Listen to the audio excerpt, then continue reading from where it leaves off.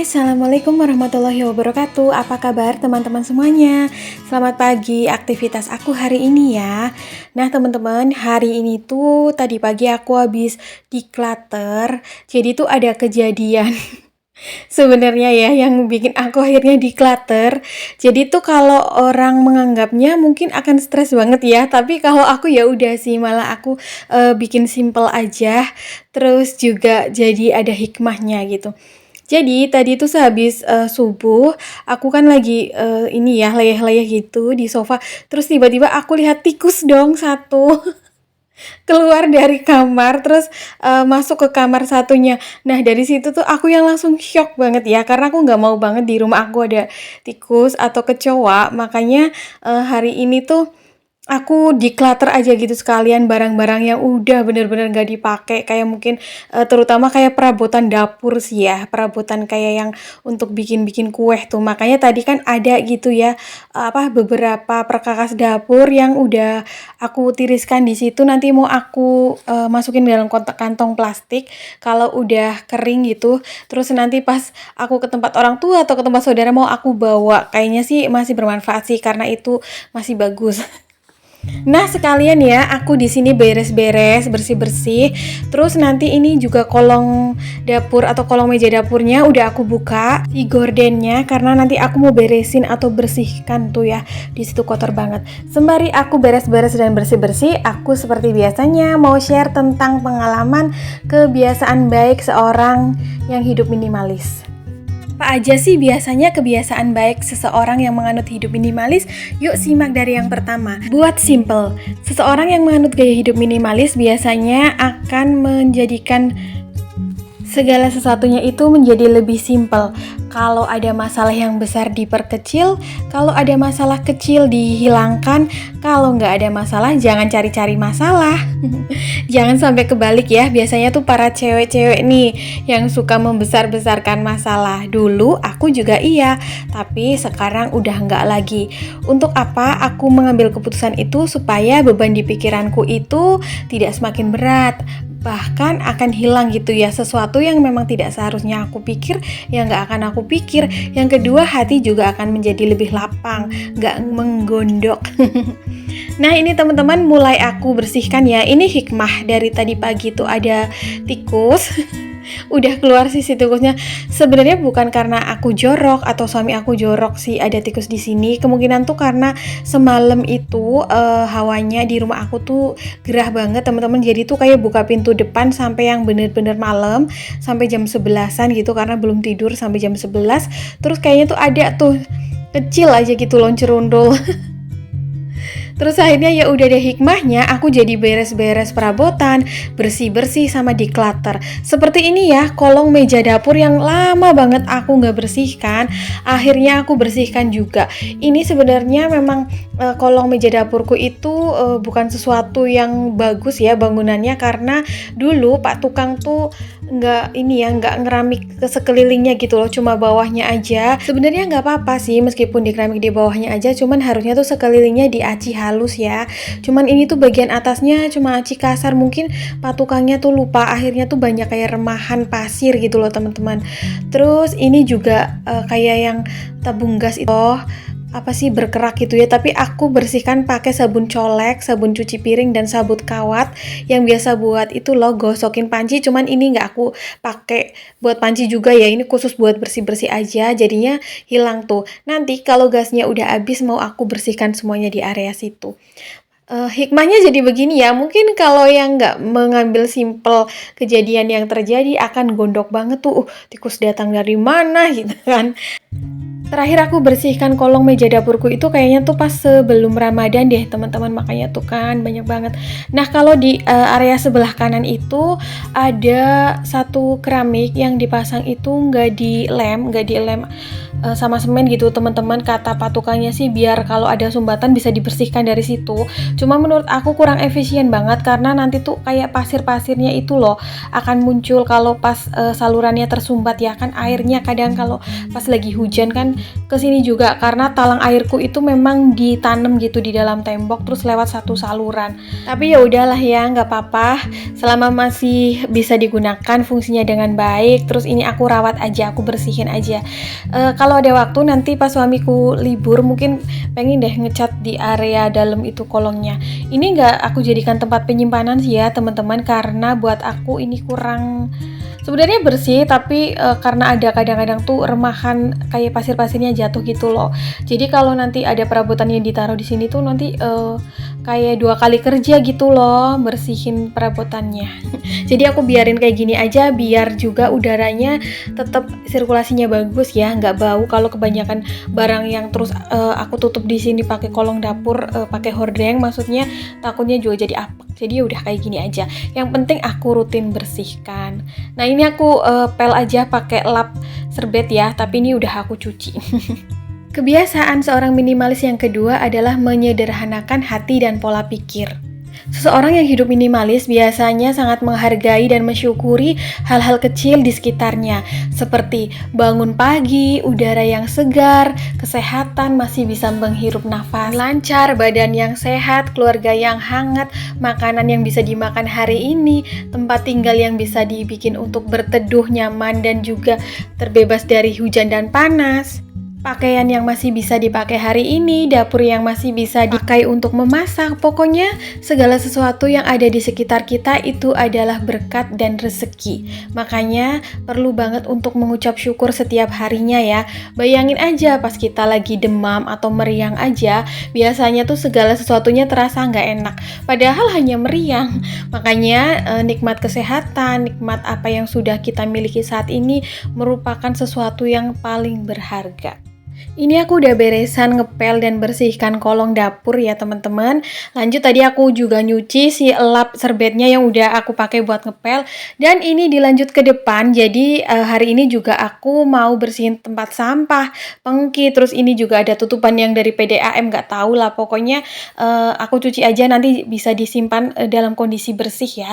Ini aku cuci seperti tong sampah sama pengki itu karena si tong sampah dan pengkinya aku pakai di dapur ya, di dalam rumah maksudnya, jadinya harus selalu bersih dan kering gitu teman-teman, karena sering kontak langsung dengan kita.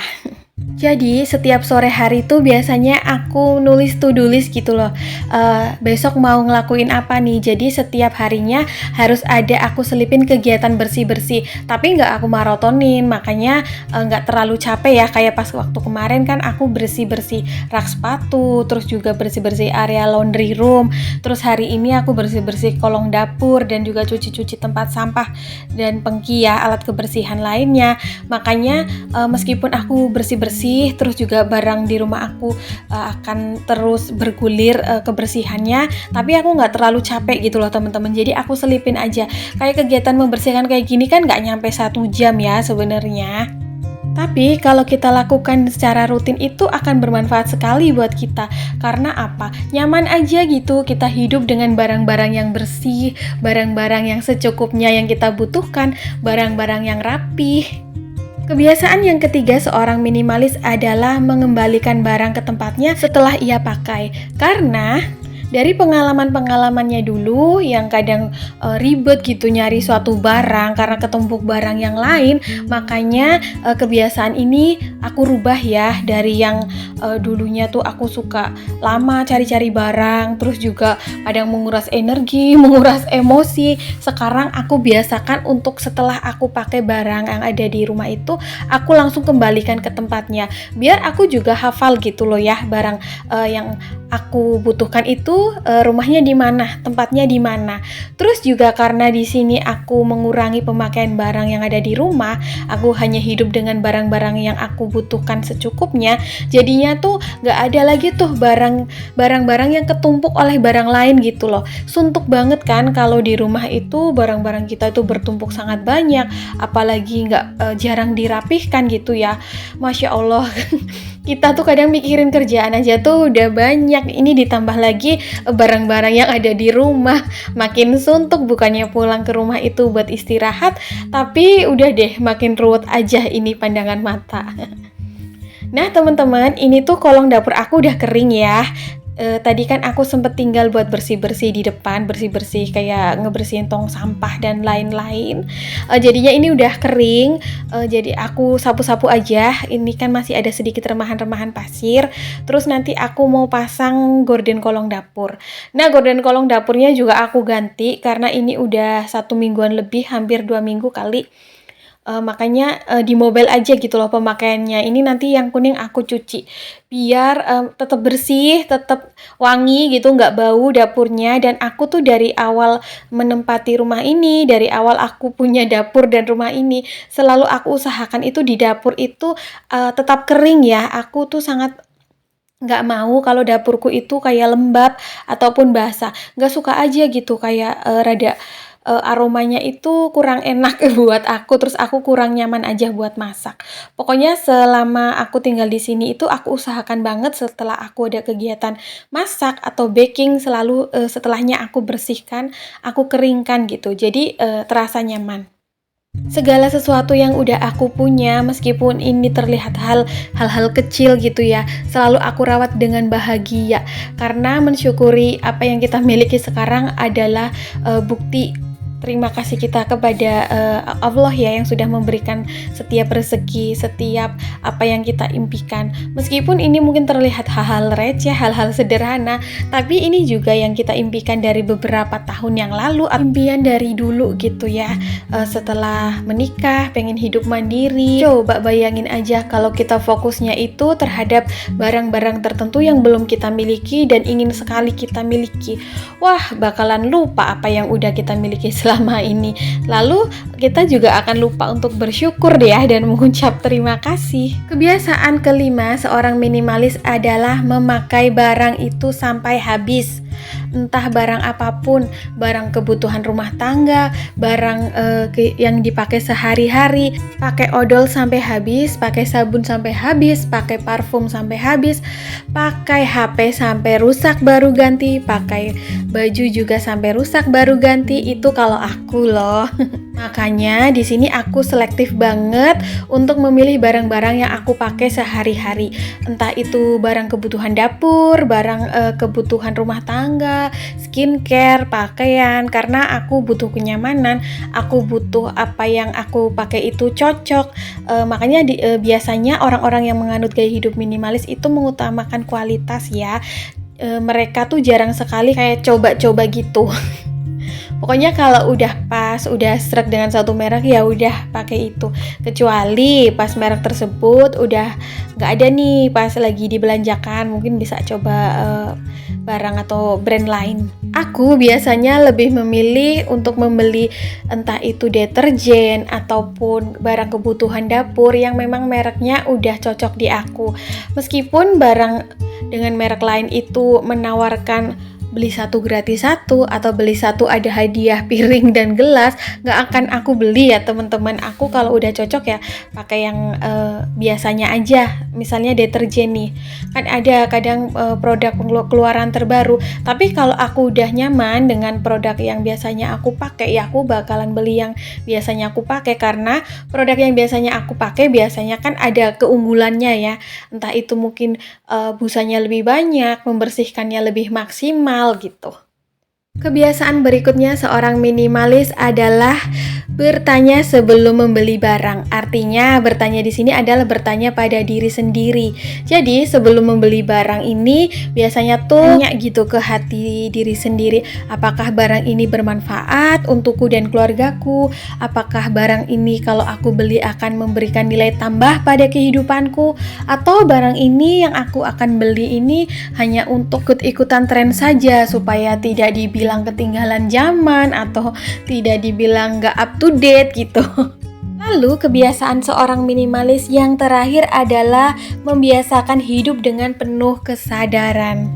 Seseorang yang hidup dengan prinsip gaya hidup minimalis biasanya seringkali memperhatikan hal-hal kecil yang ada di sekitarnya, penuh dengan perhatian, peduli, penuh dengan kasih sayang, menjauhi hal-hal yang tidak berguna, menjauhi toxic relationship, menjauhi gosip, karena baginya itu segala sesuatu yang negatif tidak akan menambahkan value atau nilai tambah yang baik pada kehidupannya. Seorang minimalis juga sangat menghargai quality time, terus juga kebersamaan dengan orang lain, dengan keluarganya. Biasanya seseorang yang menganut gaya hidup minimalis itu sangat mindful atau berkesadaran, makanya saat mereka ngobrol atau menghabiskan waktu bersama, dia akan menghargai kebersamaan itu tanpa disambi dengan main HP atau disambi dengan hal-hal lain. Karena dengan menghargai hal-hal kecil di sekitar kita, itu akan menambah nilai diri ya, nilai tambah pada kehidupan sendiri gitu. Dan juga orang lain. Orang lain juga akan merasa dihargai, kita juga fokus apa yang sedang diceritakan oleh orang lain. Menjadi minimalis adalah menjadi versi terbaik dari diri kita. Mampu mengerem ego, mampu mengerem keinginan, hanya memprioritaskan hal-hal yang penting saja, yang memiliki nilai tambah, yang memiliki nilai positif, dan membuang segala sesuatu yang tidak memiliki dampak positif adalah tujuan dari hidupnya. Nah teman-teman, itu dia tadi kebiasaan-kebiasaan seorang minimalis ya. Gak berasa, tadi udah sharing-sharing cerita-cerita masalah kebiasaan seorang minimalis. Ini aku udah selesai juga nih bersih-bersih dapurnya. Alhamdulillah, disinilah tempat aku biasanya leyeh-leyeh setelah melakukan pekerjaan rumah tangga ya. Di tempat ini biasanya aku me time, ngopi, minum teh sambil ngemil gitu. Sambil kadang tuh coret-coret aja gitu, tulis-menulis apa yang aku pengen tulis aja. Seperti kadang menceritakan hari ini melakukan apa saja, mencontreng to-do list yang udah aku bikin kemarin sore dan membuat to-do list juga yang akan aku lakukan esok hari. Kegiatan kecil dan sederhana seperti inilah yang kadang membuat aku bahagia. Setelah aku melakukan to-do list hari ini, rasanya puas dan lega sekali. Melihat rumah yang bersih, rumah yang rapi, lapang, menenangkan, wah rasanya udah healing banget. Siapa nih di sini yang udah lama sekali nggak pegang barang-barang yang ada di rumah, nggak mensyukuri barang-barang ataupun sesuatu yang udah kita capai? Yuk mulai sekarang lebih mindful ya, lebih berkesadaran karena hati yang diselimuti dengan rasa syukur akan memancarkan kebahagiaan. Nah teman-teman, kayaknya sampai di sini dulu ya video aku hari ini. Mudah-mudahan apa yang aku share ini bermanfaat. Mohon maaf ya bila ada kesalahan kata maupun perbuatan. See you next video. Assalamualaikum. Bye.